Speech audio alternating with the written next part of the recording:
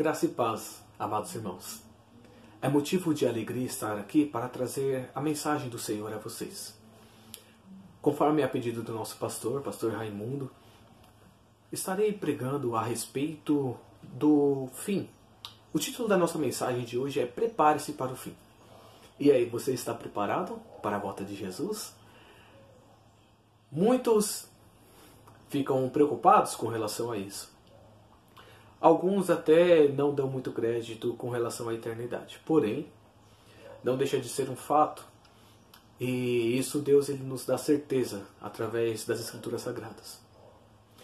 Nós estaremos lendo o livro de Pedro. Vamos abrir nossas Bíblias em 2 Pedro 3, versículo 10.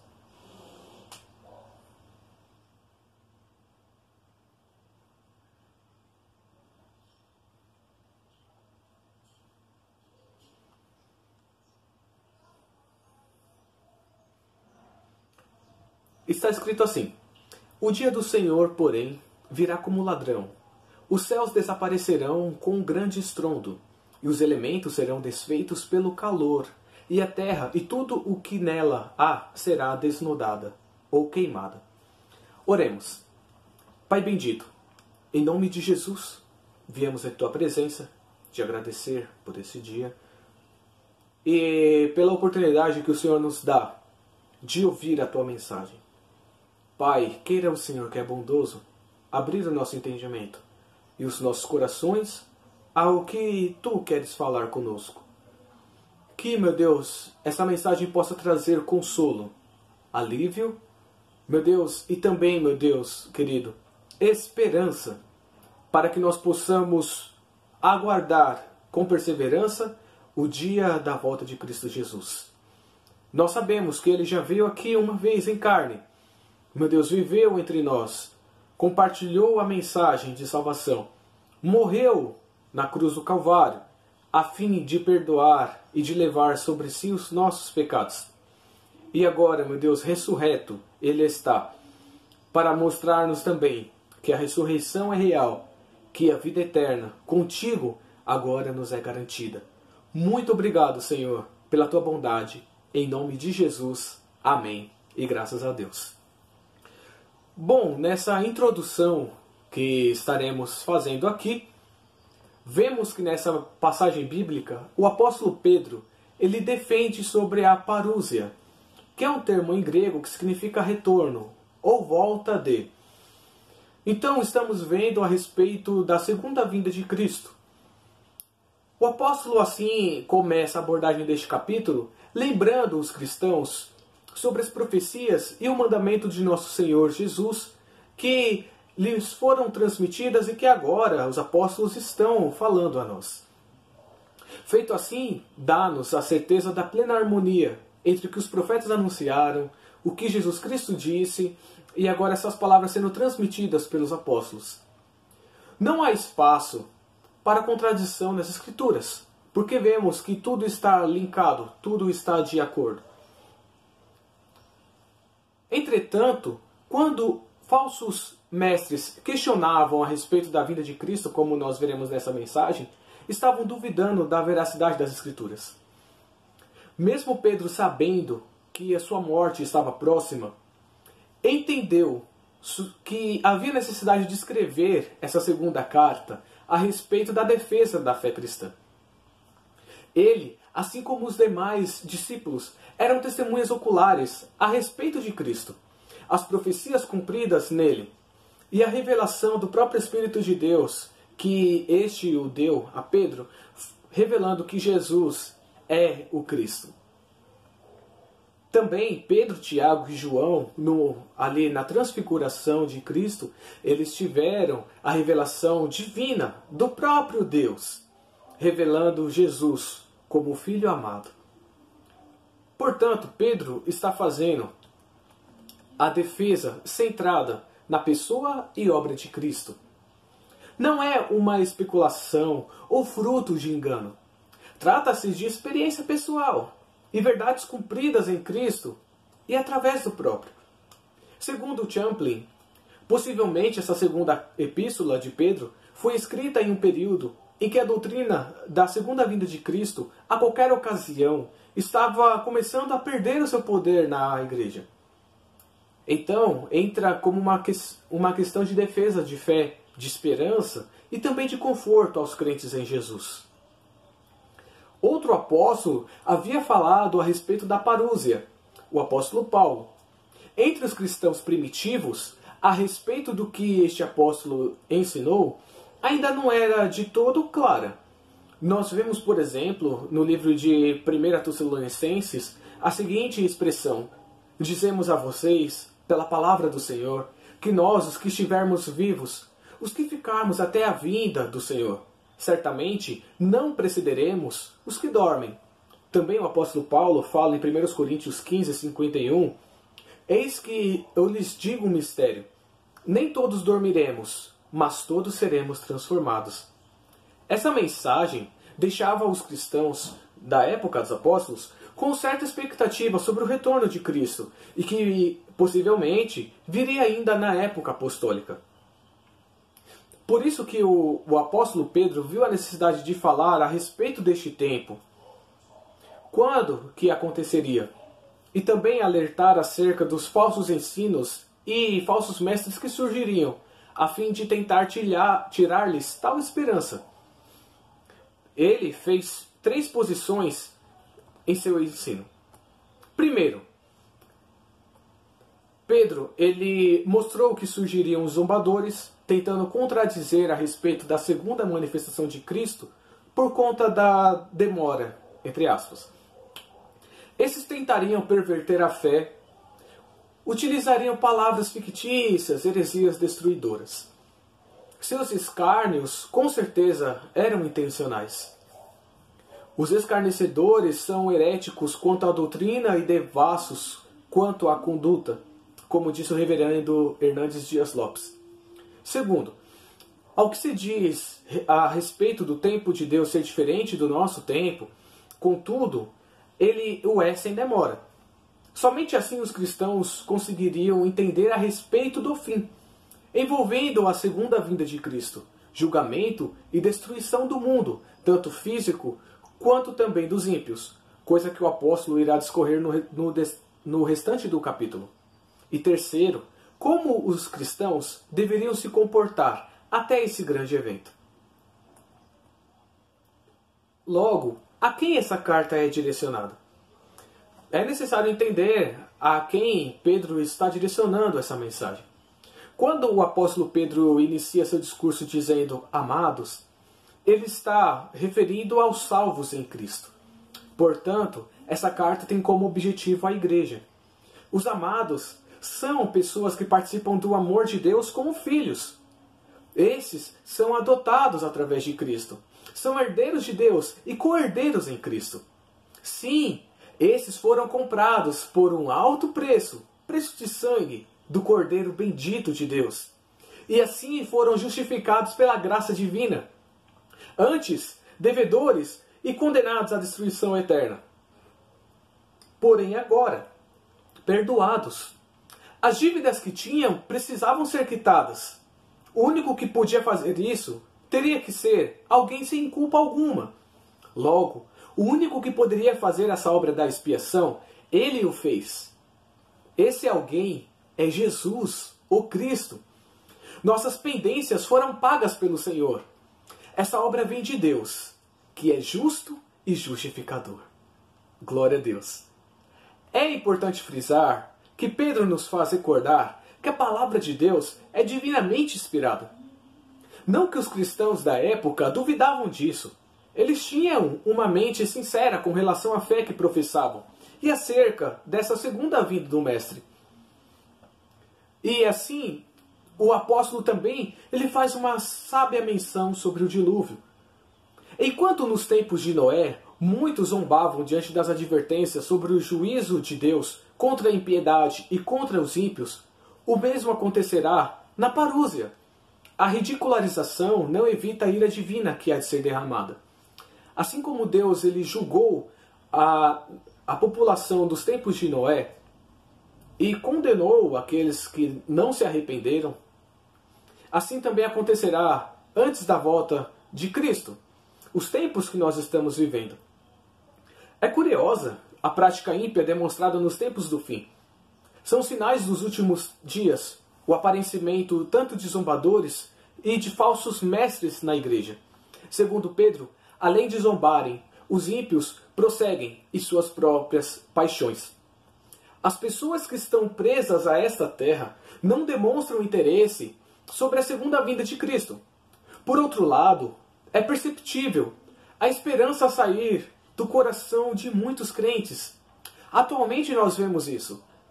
Não se apegam mais ao liberalismo da fé professada pela igreja, pelos cristãos primitivos e pelos demais crentes que deram sua vida por amor a Jesus. O apóstolo Paulo oferece 3 respostas referentes a isso. A primeira é baseada na história.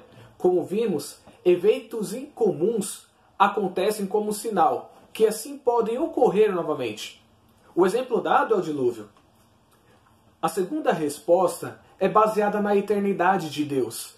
As coisas acontecem mediante sua vontade e dentro do tempo divino.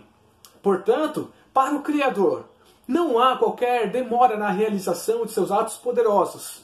Isso difere o ser divino e o ser humano. Terceira resposta. A aparente demora é sinal de oportunidade ao arrependimento dos homens. Deus é longânimo. Ele dá chances e revela sobre sua pessoa em Cristo. Nos tempos dos cristãos primitivos, começou a ser difundida a ideia de que Cristo não retornaria. Esse grupo que negava as Escrituras era conhecido como gnósticos. Resumindo sobre os gnósticos, eles acreditavam que a matéria é má e nisso o corpo estava incluso. Também criam que o ser humano é um espírito eterno e que ficou preso a este corpo.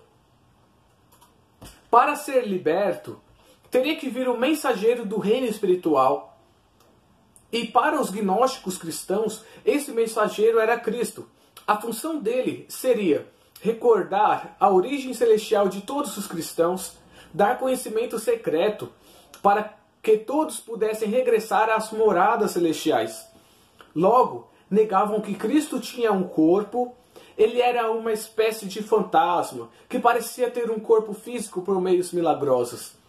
Outros diziam que seu corpo era matéria espiritual, e a maioria negava o nascimento de Jesus. Quanto a isso, a igreja não ficou calada, demonstrando como resposta o cânon sagrado, como está sendo defendido aqui nessa carta de Pedro e nas demais cartas dos apóstolos. O credo apostólico e a sucessão apostólica. Isso nos lembra, amados, sobre o que o apóstolo João escreveu em sua carta. Ele escreveu na sua carta 1 João 4, do 1 ao 3, assim: Amados, não creiam em qualquer espírito, mas examinem os espíritos para ver se eles procedem de Deus, porque muitos falsos profetas têm saído pelo mundo. Vocês podem reconhecer o Espírito de Deus deste modo. Todo espírito que professa que Jesus Cristo veio em carne procede de Deus. Mas todo espírito que não confessa a Jesus não procede de Deus. Esse é o espírito do anticristo, acerca do qual vocês ouviram que está vindo e agora já está no mundo. O apóstolo Pedro abordou a questão da criação com um ensino a respeito do fim. Ele disse que pela palavra de Deus existem céus e terra. Nós vemos aqui, amados, fazendo um gancho entre João e Pedro, o seguinte: Pedro ele diz que esses iriam surgir tentando perverter a fé dos cristãos, falando que Jesus não voltaria. E aqui João ele já diz que esses já estavam em seus tempos. Ou seja, Pedro, através do Espírito de Deus, sabia que isso era um evento que aconteceria. E João agora está confirmando que isso estava acontecendo. É curioso isso, não é? E glorioso saber que a palavra de Deus, ela se cumpre.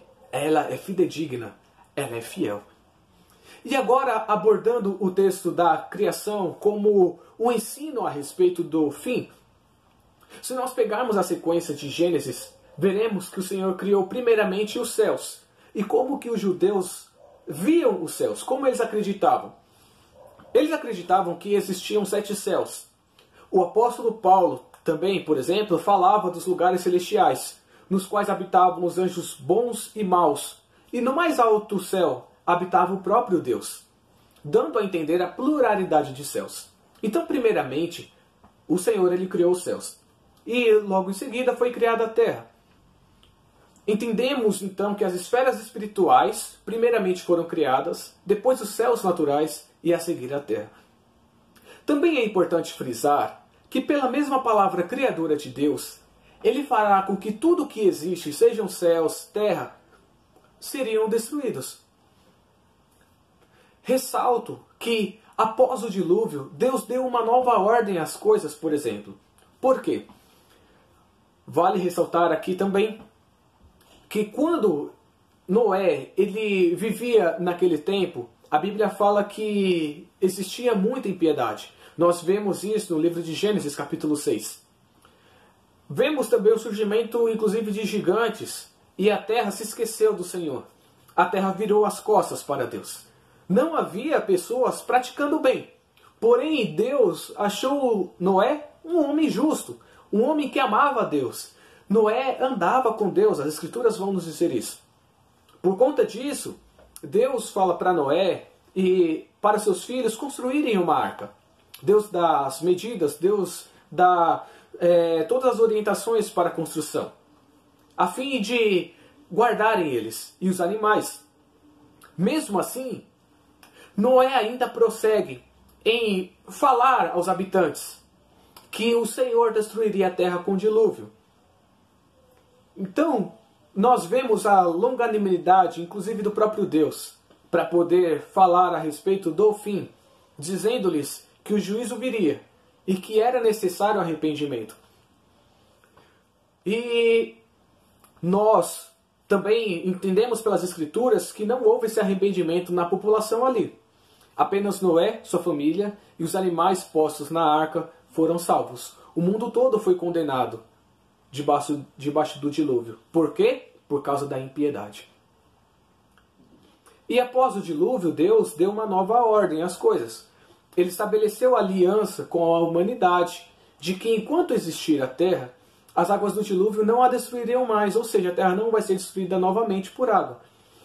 Também Deus estabeleceu o tempo de plantio e colheita, visando o bem-estar do ser humano, o seu sustento. Frio e calor, verão e inverno, dia e noite. Deus também proibiu o derramamento de sangue, porque ele requeriria contas a respeito da vida de seu próximo. O Senhor determinou também o consumo de carne, que não poderia ser com sangue, e que também a humanidade se multiplicasse e se espalhasse pela terra. De igual modo, em Apocalipse vemos a criação de novos céus e nova terra. A antiga ordem também passará, ou seja, a ordem em que vivemos. Aqui nós experimentamos de tristeza, nós passamos também por morte e dor. Em outras palavras, quando Deus restaurar todas as coisas e fizer tudo novamente, os salvos em Cristo não experimentarão mais essas coisas aqui da terra. Haverá perfeição e comunhão interna com Deus. O novo homem poderá viver para sempre perante a face do Todo-Poderoso. Segundo Melito, bispo de Sardes, no século II depois de Cristo, ele comentou a respeito da destruição do mundo e a preservação dos justos. Ele faz a seguinte citação: houve um dilúvio de água, e todos os homens e criaturas vivas foram destruídos pela multidão de águas. Mas os justos foram preservados na arca de madeira, por ordenança de Deus. Assim, também será nos últimos tempos. Haverá um dilúvio de fogo, e a terra se incendiará com os ídolos que os homens têm feito, e será consumido o mar, juntamente com suas ilhas. Mas os justos serão livrados da ira do fogo, tal como aqueles justos na arca do dilúvio de águas. Glorioso isso, essa citação é muito feliz. Vemos 3 teses aqui no livro da carta de 2 Pedro, no capítulo 3, em que estamos meditando, a favor da parúzia, ou seja, da segunda volta de Cristo. Primeiro, a história revela que já aconteceu grandes eventos com grandes mudanças, o que não favorece a ideia de continuidade sem mudanças radicais, algo que também era defendido pelos gnósticos na época dos apóstolos.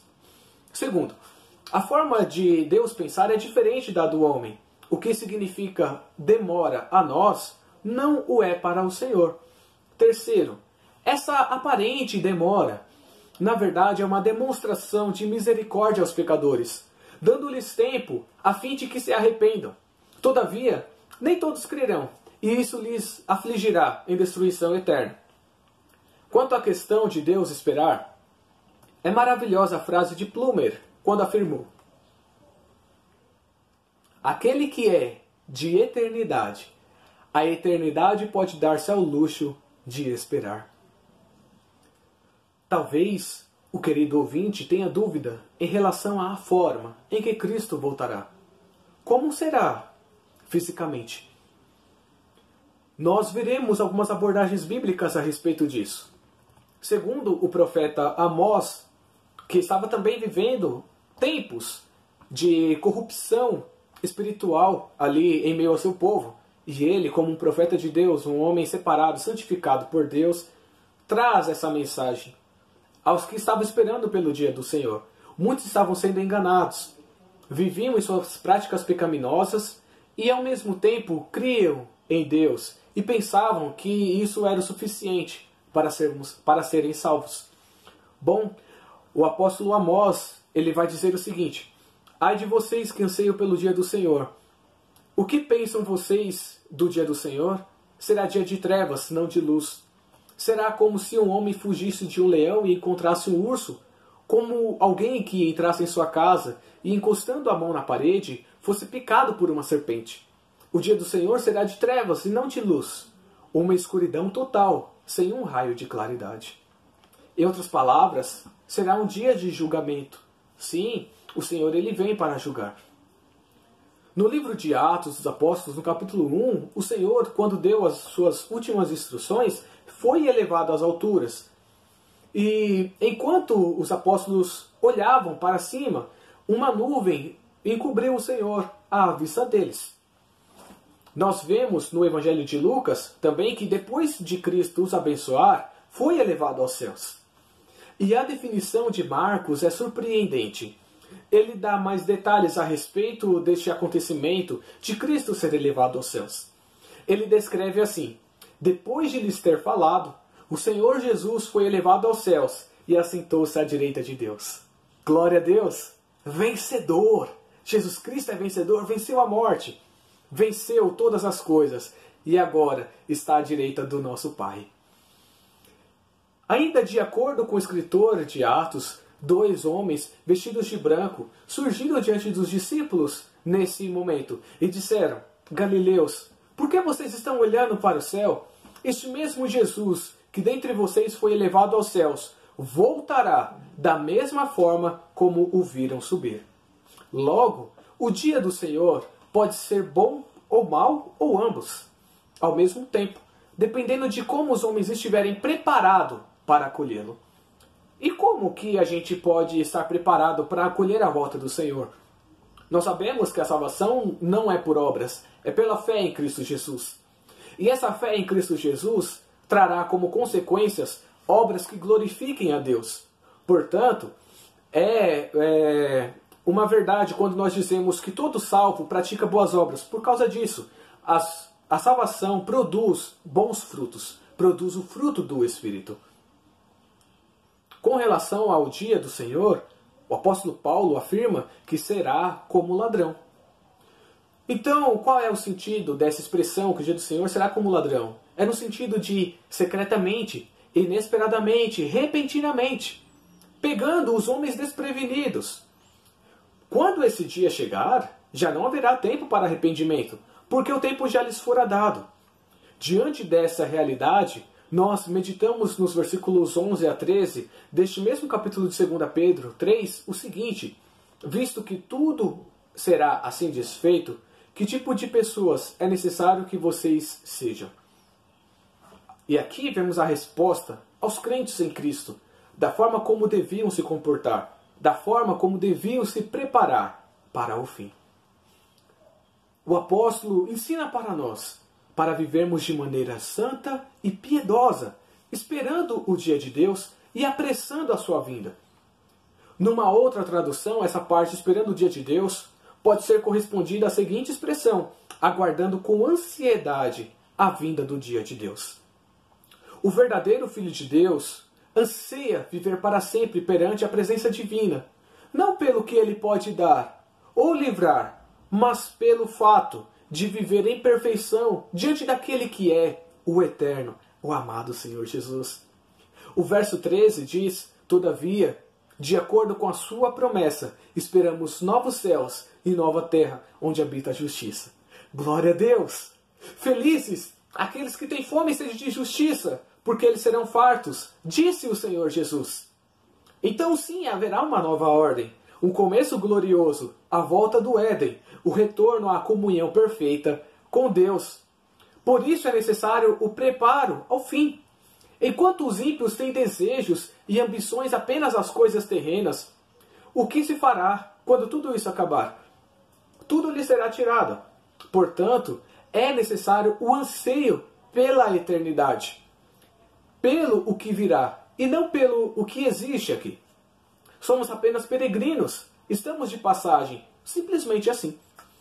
Enquanto aguardamos o cumprimento dessas coisas, que haja empenho nosso, a fim de sermos encontrados por Cristo em paz, imaculados e inculpáveis.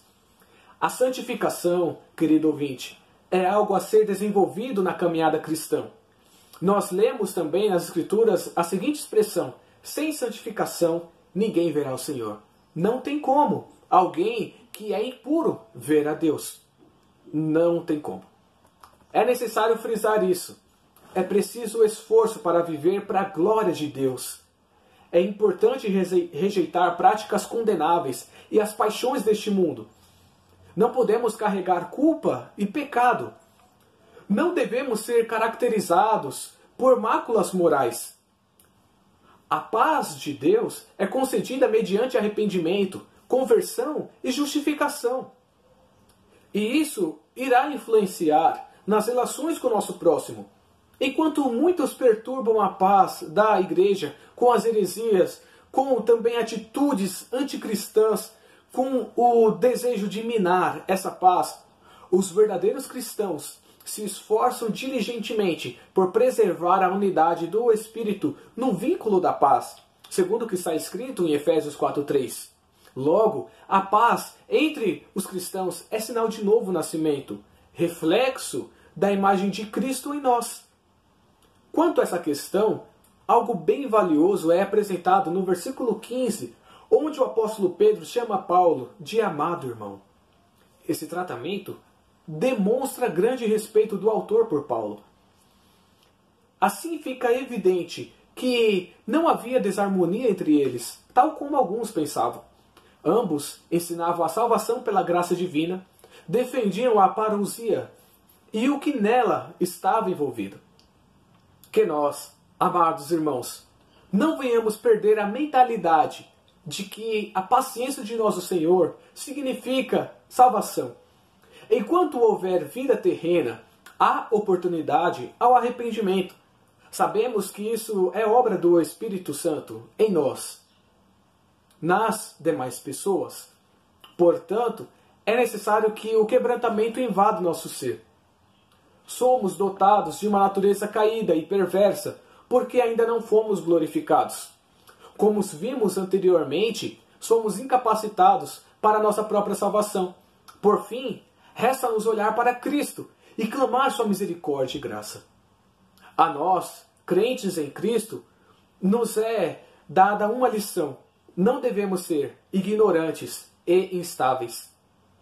Desprezar a alerta divina e viver de forma libertina, contrariando os ensinamentos de Cristo e negando-os com práticas pecaminosas, infligirá destruição. Não podemos torcer os textos das Escrituras a fim de termos proveito, bem-estar ou acalento de práticas desagradáveis a Deus. Pelo contrário, devemos nos guardar para não sermos levados pelos erros dos que não têm princípios morais. Que não percamos a firmeza e caiamos. Vamos crescer na graça e no conhecimento de nosso Senhor e Salvador Jesus Cristo. Salmodiemos, falemos a respeito dos ensinamentos de nosso Senhor e diligentemente apliquemos cada mandamento de Cristo, revelado na Bíblia Sagrada. E assim, estaremos preparados para o fim. Somente a Deus toda a glória. Amém. Oremos. Querido Deus, muito obrigado por receber a Tua instrução e orientação para nos prepararmos ao fim. Enquanto para muitos, ó Senhor, será um dia, meu Deus, de grande angústia e de aflição, porque não haverá mais tempo para arrependimento. O tempo que o Senhor nos dá é agora, e o Senhor é longânimo, porque o Senhor, meu Deus amado, assim, meu Deus, pode até parecer tardar a Tua vinda, mas para que haja, meu Deus, tempo de arrependimento. Muito obrigado, Senhor, por ser assim. Pai, e obrigado por falar aos nossos corações e em nossas mentes, por trazer, meu Deus amado, consolo e conforto com relação à Tua vinda, bendita e gloriosa. Pedimos a Ti a graça de permanecermos preparados e a cada dia nos santificarmos ainda mais, porque sem a santificação não temos como ver o Senhor. Pedimos ao Espírito Santo de Deus que desenvolva em nós o Teu fruto bendito, que nós venhamos viver em alegria, paz, pela fé, meu Deus amado, na longanimidade, na benignidade, na fidelidade, na mansidão, no domínio próprio, Senhor. Meu Deus, e assim, ajuda a ter a nossa mente voltada para as coisas que são de Deus. Assim, ajuda-nos a termos a mente de Cristo e a viver de forma que o glorifique. Muito obrigado por tudo. Em nome de Jesus Cristo. Amém. E graças a Deus.